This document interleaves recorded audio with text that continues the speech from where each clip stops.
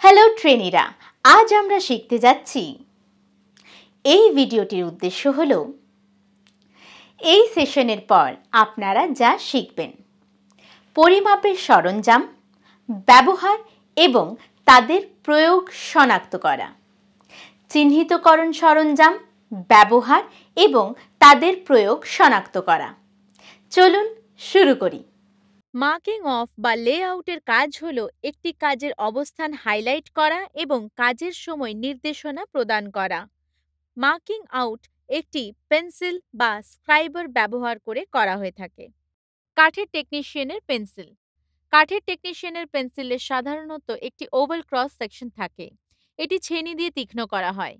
সুনির্দিষ্ট কাজের জন্য পেন্সিল ব্যবহার করা হয় না।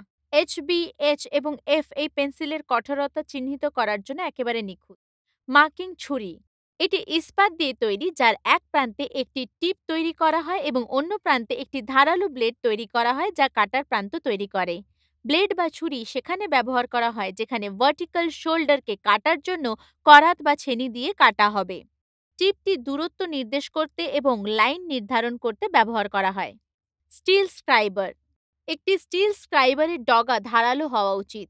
এটি লাইন আঁকতে এবং ছেনি বা করাত দিয়ে কাটতে ব্যবহৃত হয়। স্ক্রাইবারকে হিসাবে ব্যবহার করা উচিত নয়।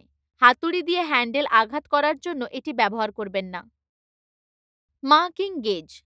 মার্কিং গেজ চেহারা এবং প্রান্তে সমান্তরাল রেখা চিহ্নিত করার জন্য ব্যবহৃত হয়, যেমন প্রস্থ এবং বেধ পরিমাপ করা হয়। গেজে বর্গাকার কাঠের ফালা বা মরিচি রয়েছে যার ওপর কাঠের ব্লক বা স্টক স্লাইডিং করা হয়। এই ব্লকটি থাম্ব স্ক্রু ব্যবহার করে যে কোনো প্রয়োজনীয় আকারে বেঁধে রাখা যেতে পারে।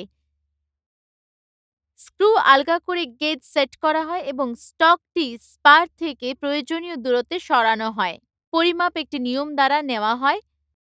সেট করার পরে গেজ করার সময় স্ক্রু শক্ত করে দেওয়া হয় এবং স্টকটিকে কাঠের বিরুদ্ধে শক্তভাবে ধরে সামনের দিকে ঠেলে দেওয়া হয়। Mortis gauge. Mortis gauge marking গেজের মতোই, তবে এতে দুটি স্পার থাকে। উভয় স্পার বিভিন্ন দূরত্বে স্থাপন করা যেতে পারে এবং একই সময় দুটি সমান্তরাল রেখা চিহ্নিত করা যেতে পারে। এটি শক্ত কাঠের তৈরি এবং বিমের শেষে একটি অ্যাডজাস্টিং স্ক্রু রয়েছে। স্ক্রু আমাদের ইচ্ছানুযায়ী যে কোনো একটিকে ওপরে এবং নিচে সরাতে পারে। বিমের অন্যদিকে কোনো স্বাভাবিক মার্কিং গেজ নেই, বরং একটি টিপ বসানো হয়েছে। গেজগুলির সমান্তরাল রেখা ব্যবহার করে মর্টিস এবং টেনন এবং অনুরূপ জয়েন্টগুলি চিহ্নিত করতে ব্যবহার করা হয়। Cutting gauge. স্ক্রাইবিং ছুরিটি একটি পেরেকের সাহায্যে স্টেমের শেষ পর্যন্ত লাগানো হয়। পেরেকটি আলগা করে ছুরির দৈর্ঘ্য বাড়ানো বা কমানো যায়। এই গেজ দিয়ে চওড়া বোর্ডে লেখার চিহ্ন তৈরি করা যায়।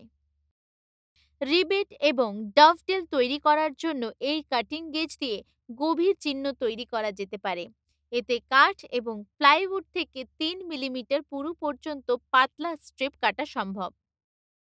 Panel gauge. এটি হুবহু একটি একক মার্কিং গেজের মতো, কিন্তু এর স্টেম এবং স্টক লম্বা হয়ে থাকে। কাণ্ডের দৈর্ঘ্য 450 মিলিমিটার হয়। 150 মিলিমিটার থেকে দীর্ঘ তক্তাগুলিতে প্যানেল গেজ দিয়ে স্ক্রাইবিং চিহ্ন তৈরি করা হয়। ট্র্যামেল পয়েন্ট। ট্র্যামেল পয়েন্টটি বড় বৃত্ত এবং নির্যাস তৈরি করতে ব্যবহৃত হয়। দুটি স্লাইডিং পয়েন্ট একটি কাঠের ব্যাটন বা স্টিলের রডের সাথে একে অপরের থেকে প্রয়োজনীয় দূরত্বে নার্ল স্ক্রু ঘুরিয়ে বেঁধে দেওয়া হয়। বিন্দু একটি ব্যাটন বা ইস্পাত রডে বাঁধা হয়। কখনো কখনো পয়েন্টগুলির একটিকে একটি পেন্সিল সীসা দ্বারা প্রতিস্থাপিত করা যেতে পারে। Wing compass.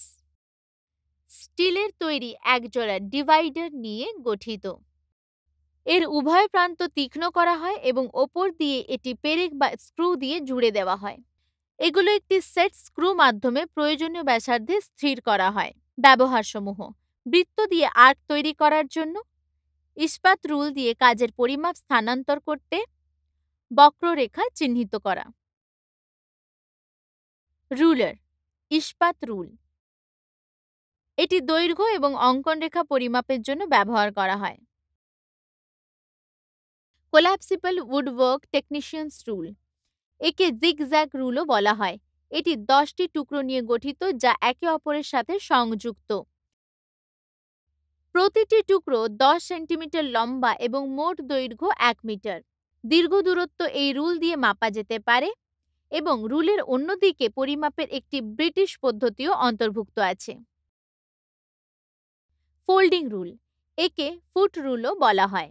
এটির 4টি বাঁক রয়েছে এবং প্রতিটি বাঁক 6 ইঞ্চি বা 150 মিলিমিটার লম্বা।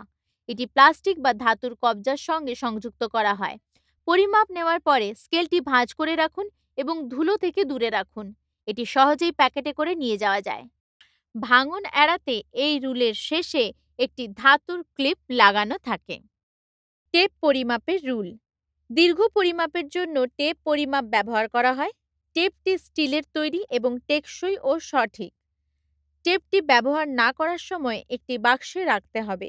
বিভাজনগুলি সেন্টিমিটার বা ইঞ্চিতে করা হয়। টেপ পরিমাপের ভেতরে এবং বাইরের পরিমাপের জন্য একটি স্লাইডিং এন্ডপিস থাকে।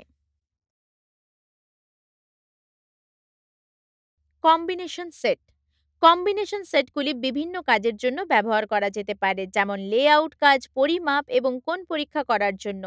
কম্বিনেশন সেটে একটি protector head, square head, centre head এবং রুল থাকে। প্রোট্রাক্টর হেড, প্রোট্রাক্টর হেড ঘোরানো যায় এবং যে কোনো প্রয়োজনীয় কোণে সেট করা যায়।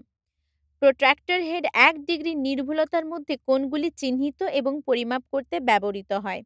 এটির সাথে সংযুক্ত স্পিরিট লেভেলটি কাঠকে অনুভূমিকভাবে সেট করার জন্য উপযোগী। স্কোয়ার হেড, স্কোয়ার হেডের এক প্রান্ত 90 ডিগ্রি এবং অন্যটি 45 ডিগ্রিতে থাকে।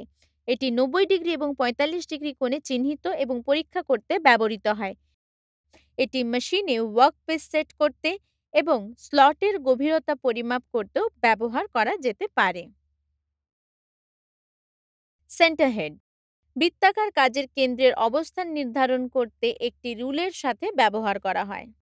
ক্যালিপার্স, ক্যালিপার্স হলো সাধারণ পরিমাপ যন্ত্র যা ইস্পাত রুল থেকে বস্তুতে এবং বস্তু থেকে ইস্পাত রুল পরিমাপ স্থানান্তর করতে ব্যবহৃত হয়। জয়েন্টের ধরন এবং পায়ের আকারের উপর নির্ভর করে বিভিন্ন ধরনের ক্যালিপার্স। জয়েন্টের ধরন, সাধারণত ব্যবহৃত ক্যালিপার হলো দৃঢ় জয়েন্ট ক্যালিপার এবং spring joint caliper. Recap, training সেশনে কাঠের কাজে পরিমাপ, চিহ্নিতকরণ এবং পরীক্ষার সরঞ্জাম শনাক্তকরণ ব্যবহার করা হয়। এটি উডওয়ার্ক টেকনিশিয়ানের pencil, marking knife, steel scriber, marking gauge, mortise cutting gauge, trammel point, wing compass, ruler, tape পরিমাপের নিয়ম এবং সংমিশ্রণ সেটের মতো বিভিন্ন সরঞ্জামের বিবরণ দেওয়া হয়েছে। এই সরঞ্জামগুলি লেআউট, পরিমাপ এবং সঠিক কাঠের কাজের জন্য কোণ পরীক্ষা করার নির্দিষ্ট উদ্দেশ্যে পরিবেশন করে। এই সেশনটি পেন্সিল কঠোরতা নির্বাচন, তীক্ষ্ণ কৌশল এবং ব্যবহারিক প্রয়োগগুলি সহ সঠিক সরঞ্জাম ব্যবহারের উপর জোর দেয়, যেমন মর্টাইজ চিহ্নিত করা, স্ক্রাইবিং, লাইন এবং পরিমাপ কোণ। আশা করি আপনারা এই সেশনে শেখানো সমস্ত কিছু বুঝতে পেরেছেন। অন্য ভিডিওতে দেখা হবে। ততক্ষণ পর্যন্ত আপনাদের জানাই ধন্যবাদ এবং বিদায়।